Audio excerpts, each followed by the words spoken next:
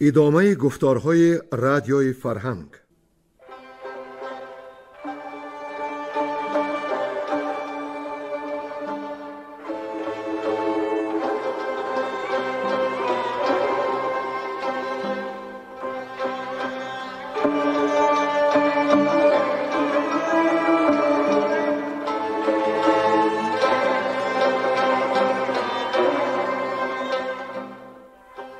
بسا رنج بردم در این سال سی، عجم زنده کردم بدین پارسی. بسا رنج بردم در این سال سی، عجم زنده کردم بدین پارسی.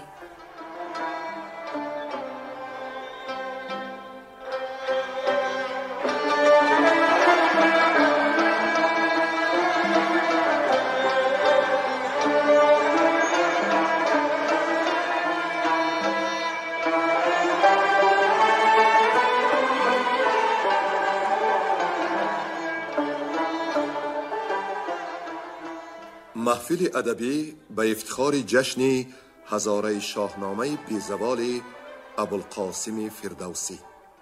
صدر محفل لایق شیرالی.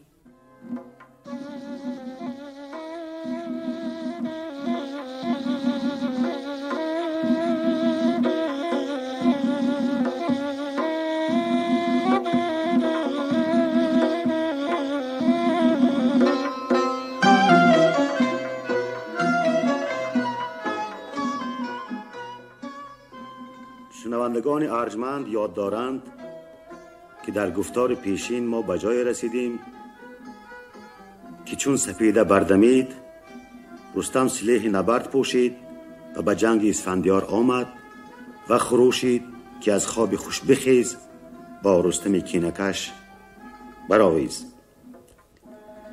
اسفندیار چون آواز رستم را شنید به بشوتن گفت که گمان نداشت با آن خستگی ها و رخش پیمان خوردهش رستم به جنگ بازگردد. شنیدم داستان جادو پرست به هر افسونی قادر است. با این اندیشه ها اسفندیار جوشن بپوشید و به نزد رستم نامدار بیامد و خروشید که ای سگزی، تو از جادوی زال درست شدی، وگرنه جایت دخمه تیره بود. هرچند رفتی و جادویی ساختی، این روز چنان بکوبمت که زال تو را زنده نبیند. اما رستم به اسفندیار گفت که ای سیر ناگشته از کارزار، من امروز نه از بحر جنگ بلکه بحر پوزش و نام و ننگ آمدم. تو با من بیداد مکن، آن سخنهای رفته به یاد مگیر. بیا بر تو دری گنج دیرینه را باز کنم، به بارگی ها بار کنیم، برابر تو پیش شاه برویم. اگر شاه مرا بکشد یا بند فرماید، فرمان او راست. اسفندیار پاسخ داد که از گنج و از آشتی سخن چند میگویی. اگر خواهی زنده بمانی، نخست بند را بر پایت بسای. رستم میگفت که ای شهریار، از بیداد یاد مکن، نام مرا خار مدار، که از این کارزار به جز بد حاصل نیست. هزاران گوهر شاهوار، هزاران ریدک نوش لب، هزاران کنیزک خلخی می دهمت. در گنج سام نریمان و زال را به پیشت می کشایم. فقط تو کینه را از دل دور کن. اسفندیار گفت که جز از رزم چیزی مگوی. رستم دانست که لابه و زاری پیش اسفندیار به کار نمی آید. کمان را زه کرد، آن تیر گز را در کمان نهاد و سوی آسمان نیایش کرد که ای داوری ماه و خور، دیدی که اسفندیار از کارزار سر نگردانید، پس بر من گناه مگیر. سپس رستم تیر گز را راست به چشم اسفندیار زد. جهان پیش چشم اسفندیار سیاه شد، قامتش خم آورد، خاک آوردگاه از خون لعل فام شد. بشوتن و بهمن پیاده پیش اسفندیار آمدند. سرش را بر کنار گرفتند، خونها را از او پاک کردند. بشوتن بر حال اسفندیار زار می گریست. اسفندیار می گفت که بر کشتن من چندین منال، که تن مرده را خاک بالین و بستر است. امیدم آن است که در بهشت دل و جانم آنچه کیشت بدرود. مرا رستم به مردی نکشت، با این چوب گز کشت که چاره سیمرغ و افسون زال بود. اسفندیار چون این سخنها را یاد کرد، رستم به خود بپیچید و به درد بگریست و سوگوار به نزدیک اسفندیار آمد و به بشوتن گفت که من تا به مردی کمر بستم، سوار زرهدار حمال اسفندیار ندیدم. چون از جنگ او بیچاره برگشتم، چاره دیگر جستم. اگر بخت او را یاری میکرد، تیر گز به دو کاری نمیکرد. سپس اسفندیار به رستم گفت که این کار با او نه رستم نه تیر و کمان بلکه گشتاسپ کرد که گفت رو سیستان را بسوز. اکنون تو پسر نامور من بهمن را که از من یادگار است در زابلستان شاد دار، بزرگی و آرایش کارزار بیاموز. رستم بر پای خواست و گفت که گفته های اسفندیار را بجا می آورد. بهمن را به تخت عاج می نشاند و بر سرش تاج درفروز می نهد. اسفندیار چون این گفته های رستم را شنید، بدو گفت که ای پهلوانی کهن، بدان که یزدان گواه من است و نام نیک تو به بدی بازگشت. و پس به بشوتن گفت که از جهان جز کفن نمی جویم. چون به ایران بروی، پدر را بگو که زمانه سراسر به کام تو بگشت. امیدم نزد تو این نبود. از جان تاریک تو سزای من این بوده است که نهانی به کشتن فرستادیم و اینک تو را تخت و مرا تابوت. همان خواهران و جفت مرا بگوی که تا جاویدان بدرود باشند.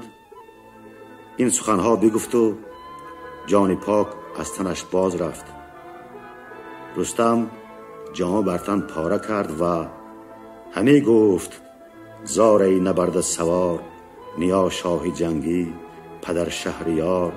به خوبی شده در جهان نام من، ز گشتاسپ بد شد سرانجام من. بشوتن به رستم گفت که چون اسفندیار را کشتی، از این پس بدی روزگار را خواهی دید. و اینک پایانی داستانی رزم اسفندیار با رستم را بشنوید. گویندگان بیرنگ کوهدامنی و ساربان.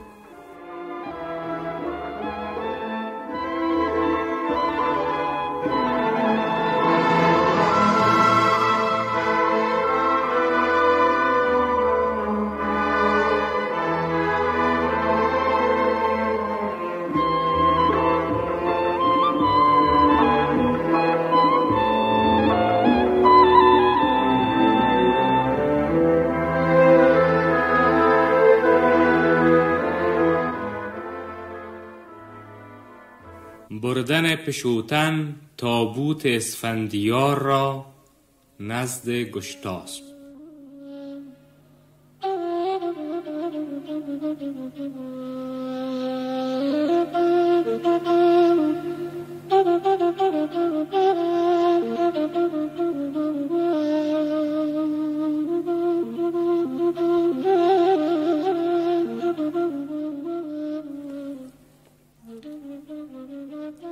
یکی نغز تابوت کرد آهنین، بگسترد فرش ز دیبای چین.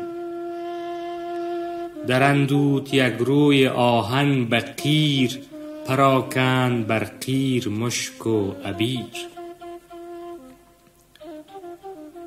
ز دیبای زربفت کردش کفن، خروشان بدو نامدار انجمن.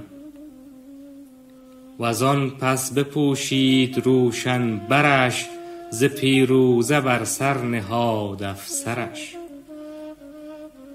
سر تنگ تابوت کردند سخت، شد آن بارور خسروانی درخت.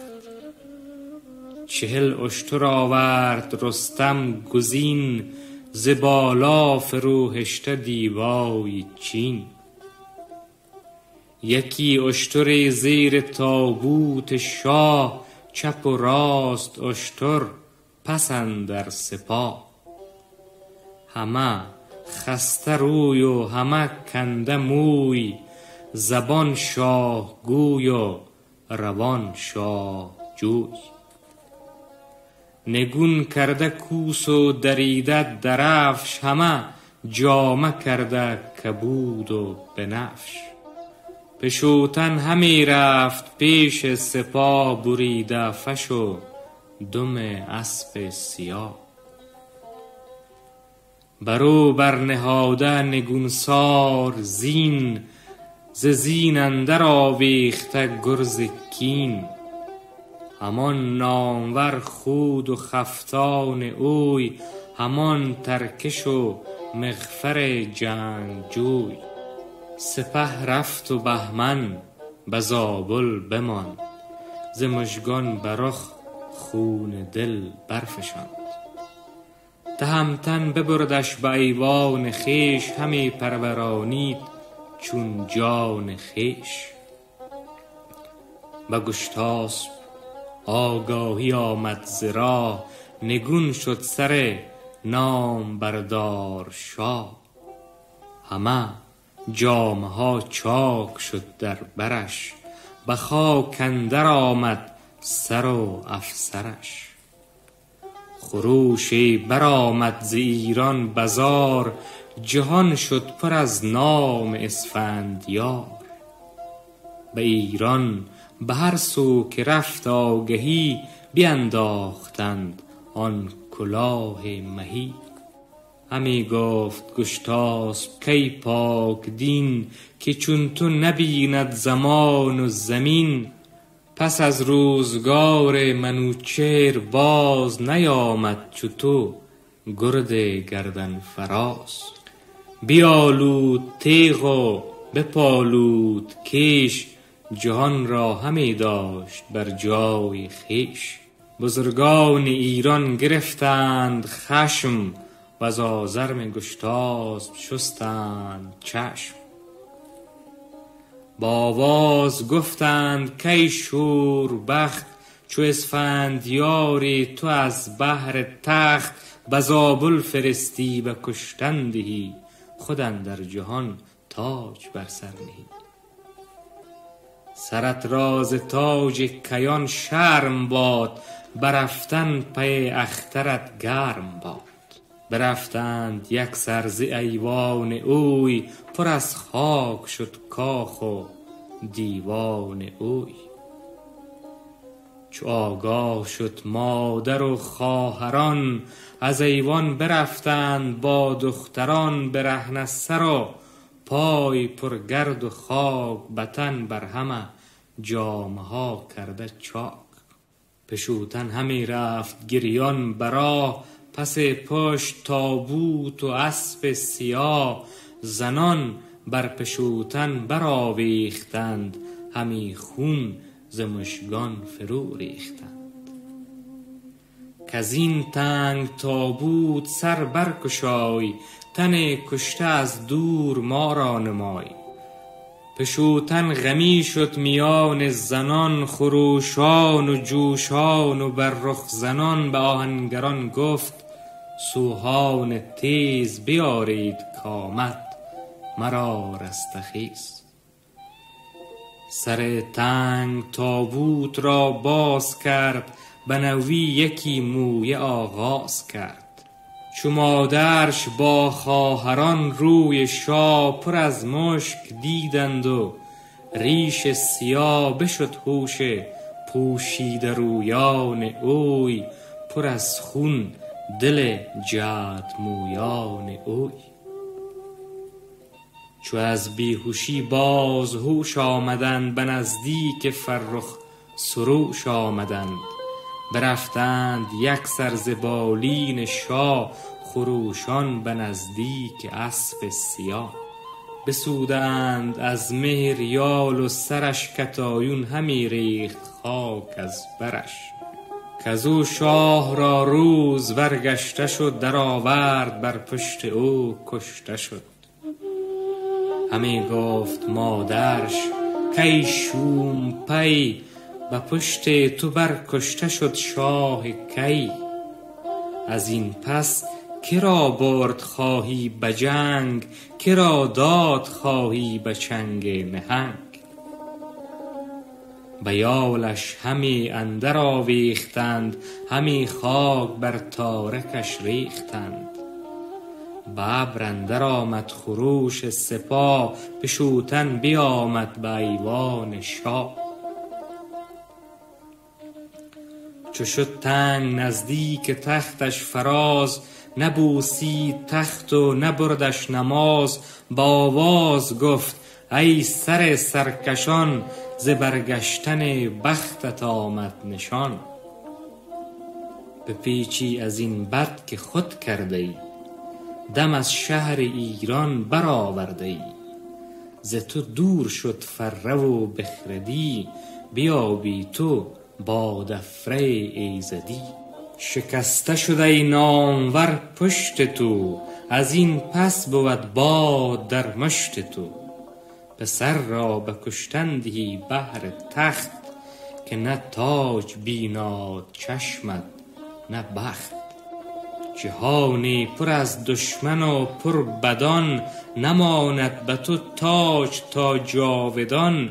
بدین گیتی اندر نکوهش بود، به روز شمارت پژوهش بود. بگفتین و رخ سوی جاماسب کرد، کی شوم بدکیش و بدرای مرد. به گیتی نرانی سخن جز دروغ، به کژی گرفتی ز هر سو فروغ. میان کیان دشمنی افگنی، همه این بدان آن بدین برزنی. ندانی همه جز بد آموختن، گسستن ز نیکی بدی توختن. یکی تخم کشتی تو اندر جهان، کزان بدروی آشکار و نهان. بزرگی به گفتار تو کشته شد، که روز بزرگان همه گشته شد. تو آموختی شاه را راه بد، ایا پیر بدکیش و بدخواه بد. تو گفتی که هوش یل اسفندیار، بود در کف رستم نامدار. بگفتین و گریان زبان برگشاد، همه پند و اندرز او کرد یاد. هم اندرز بهمن بر رستم بگفت، برآورد رازی که بود از نهفت. بشوتن بگفت آنچه بودش نهان، به آواز با شهریار جهان. چو بشنید اندرز او شهریار، پشیمان شد از کار اسفندیار. چو پردخته شد از بزرگان سرای، برفتند به آفرید و همای. به پیش پدر بر بخستند روی، ز درد برادر بکندند موی. و گشتاسپ گفتند کی شهریار، نیندیشی از مرگ اسفندیار. که او شد نخستین به کین زریر، همی گور بستد ز چنگال شیر. ز ترکان همه کین او باز خواست، بدو شد سر پادشاهیت راست. به گفتار بدگوی کردیش بند، به غل گران و عمود و کمند. چو او بسته آمد نیا کشته شد، سپه را همه روز برگشته شد. چو ارجاسپ آمد ز خلخ به بلخ، همه زندگانی شد از رنج تلخ. چو ما را که بودیم پوشیده روی، برهنه بیاورد از ایوان به کوی. چو نوشازر زردهشتی بکشت، گرفت آن زمان پادشاهی به مشت. تو فرزند دیدی به مردی چه کرد، برآورد از ایشان دم و دود و گرد. ز رویینده آورد ما را برد، نگهبان لشکر بود و کشورد. ازی در بزابل فرستادیش، بسی پند و اندرزها دادیش، که تا از پی تاج بی جان شود، جهانی برو زار و پیچان شود. نه سیمرغ کشتش نه رستم نه زال تو کشتی، مرو را چو کشتی منال. تو را شرم بادا ز ریش سپید، که فرزند کشتی ز بهر امید.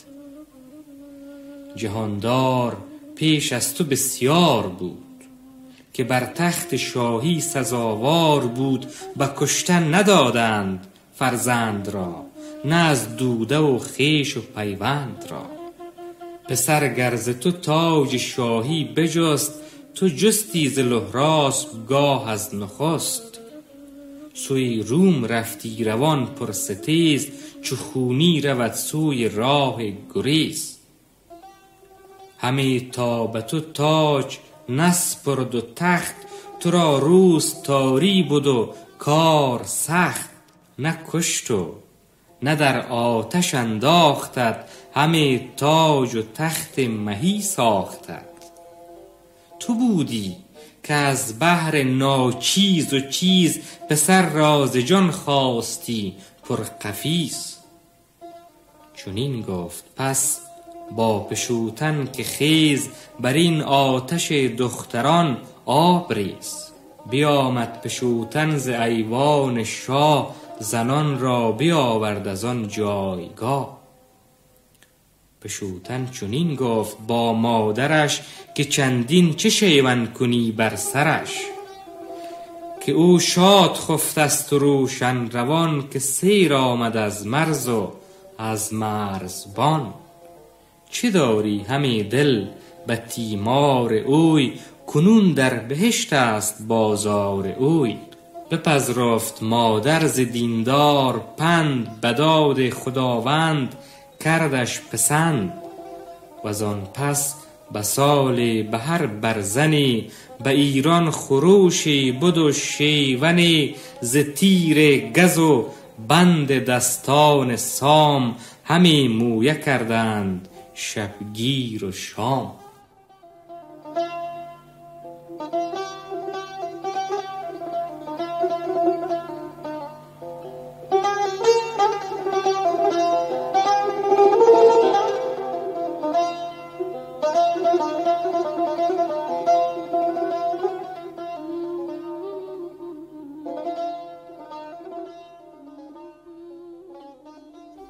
باز فرستادن رستم بهمن را به ایران.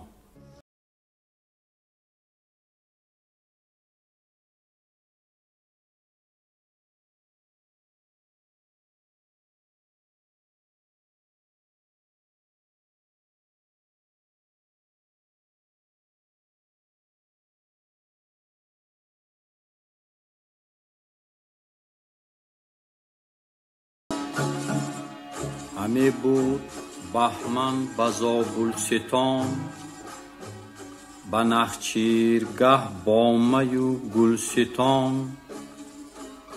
سواری و می خوردن و بارگاه، بیاموخت رستم بدان کینه خواه. به هر چیز بیش از پسر داشتش، شب و روز خندان و برداشتش. نبود آگه از کارهای نهان، که از وی چه برخیزدن در جهان. ز دشمن نیاید مگر دشمنی، به فرجام مگر چند نیکی کنی. چو گفتار و کردار پیوند شد، دری کین به گشتاسپ بربند شد. یکی نامه بنوشت رستم به درد، همه کار فرزند او یاد کرد. سری نامه کرد آفرین از نخست، بر آن کس که کینه به پوزش بشست. دیگر گفت یزدان گواهی من است، بشوتن بدین رهنمای من است، که من چند گفتم به اسفندیار، مگر سر بگرداند از کارزار. سپارم بدو کشور و گنج خویش، گزید او ز هر گونه رنج خویش. زمانش چنان بود که بگشاد چهر، مرا دل پر از درد و هم پر ز مهر. بدان گونه بود گردشی آسمان، پسندن نباشد کسی با زمان. کنون این جهان جوی نزدی من است، که فرختر از اورمزدی من است. هنرهای شاهانش آموختم، از آن درس وامی خرد توختم. چو پیمان کند شاه پوزش پذیر، کزین پس نندیشد از کار پیر. نهان تن و جان من پیش اوست، اگر گنج و تاج است اگر مغز و پوست. چو آن نامه شد نزد شاه جهان، پراگنده شد در میان مهان.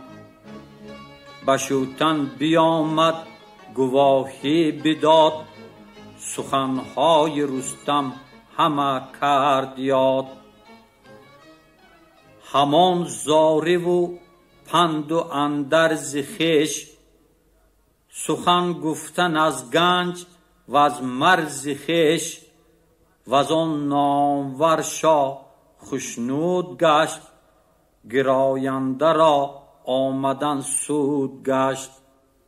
ز رستم دل نامور گشت خوش، نزد نیز بر دل ز تیمار تش. همان در زمان نامه پاسخ نوشت، به باغ بزرگی درخت بکشت. چنین گفت کز دور چرخی بلند، چو خواهد رسیدن کسی را گزند.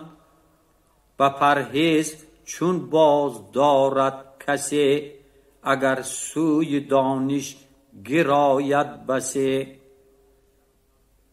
بشوتن بگفت آنچه درخواستی، دلی من به خوبی بیاراستی.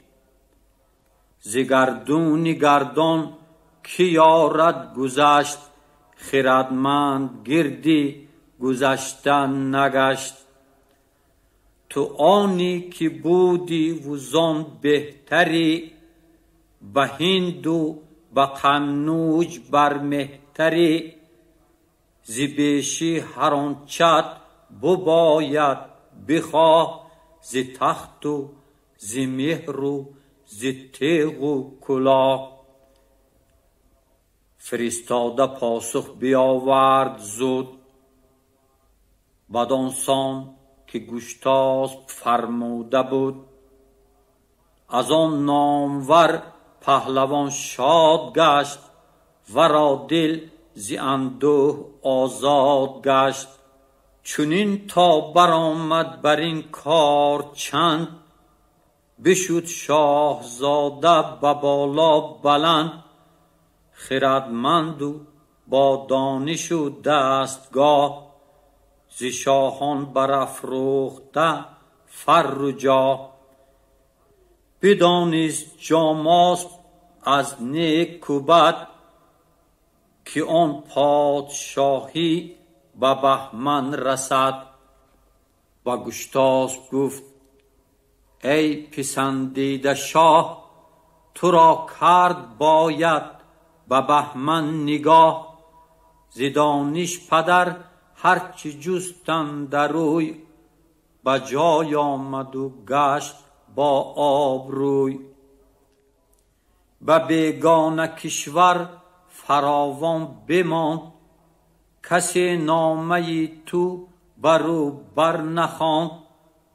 به بهمن یکی نامه باید نوشت، بسان درخت و باغی بهشت، که داری بگیتی جزو یادگار، گسارندهی درد اسفندیار. خوش آمد سخن شاه گشتاسپ را، بفرمود فرخنده جاماسپ را، که بنویس یک نامه نزدیک اوی، یکی سوی گردن کشی نامجوی. که یزدان سپاس ای جهان پهلوان، که ما از تو شادیم و روشن روان. نبیره که از جان گرامی تر است، بدانش ز جاماسپ نامی تر است. و بختی تو آموخت فرهنگ و رای، سزد گر فرستی ورا باز جای. یکی سوی بهمن که هم در زمان، چو نامه بخوانی بزابل ممان. که ما را بدیدارت آمد نیاز، برا رای کار و درنگ مساز. بر رستم چو برخواند نامه دبیر، از او شاد شد مرد دانش پذیر. ز چیزی که بودش به گنج اندرون، ز خفتان و از خنجری آبگون.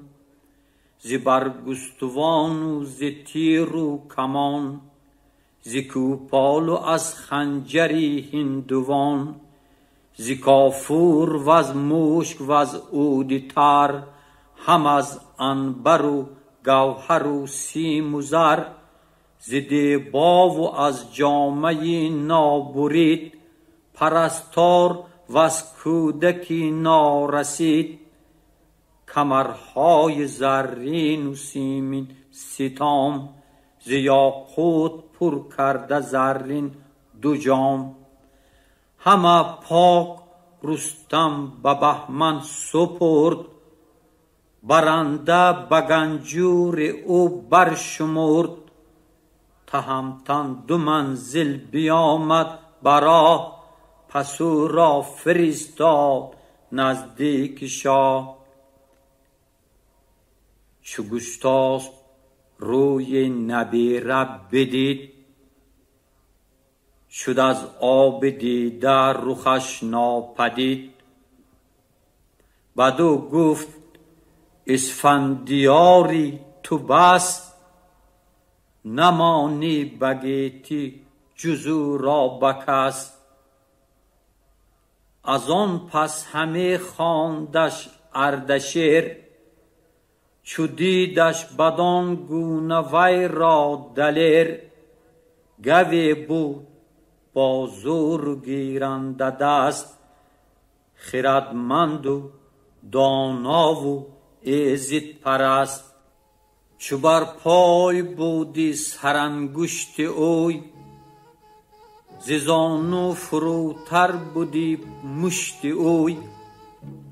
همی آزمودش به یک چند گاه، همی کرد بالای او را نگاه.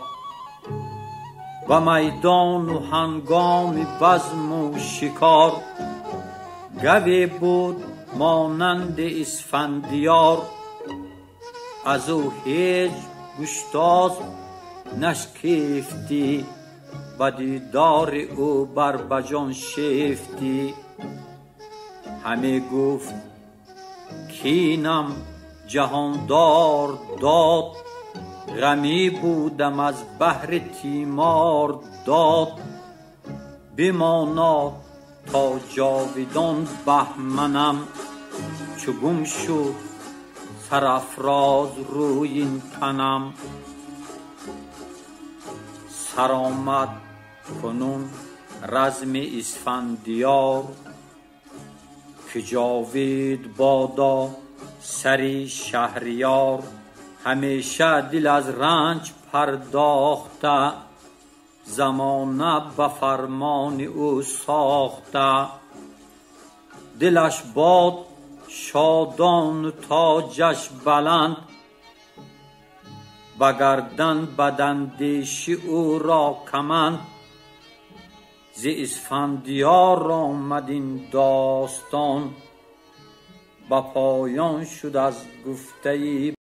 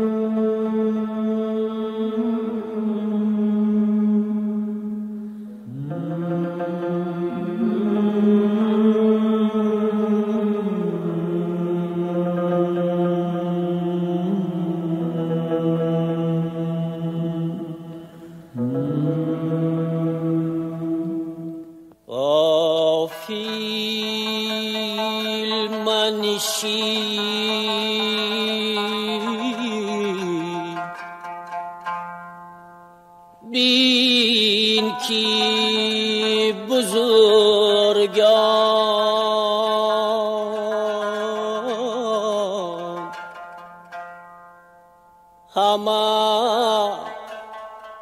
همه رفتن.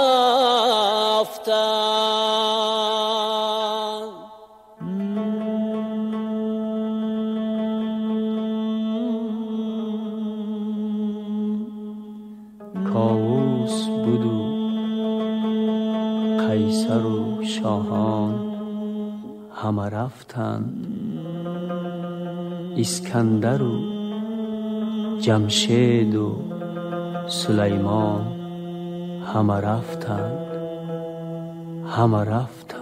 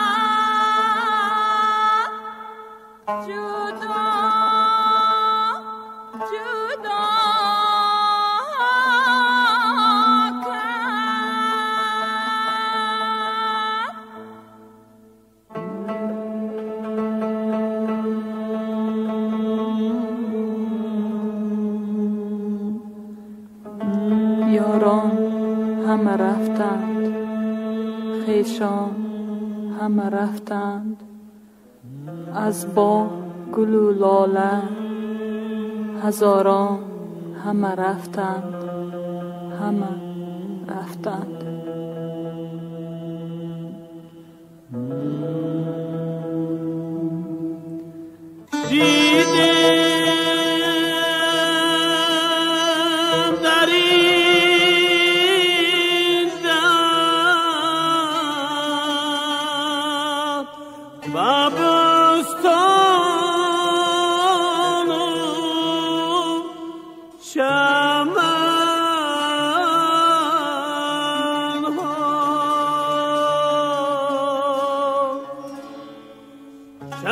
شکر لب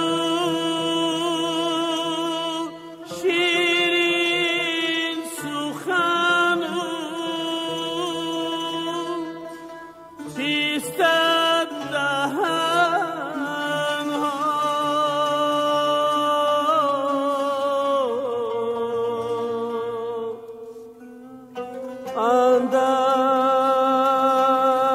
لحظی تر بیرفتم زی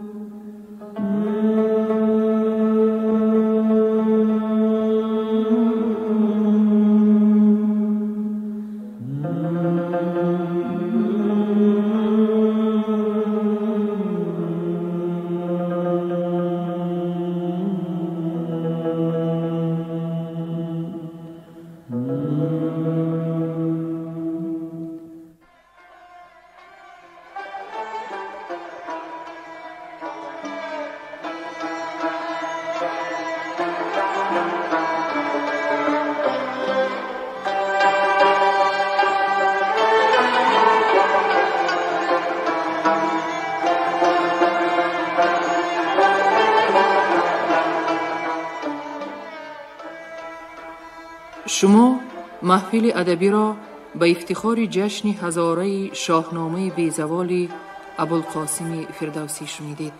انجام گفتار ادبی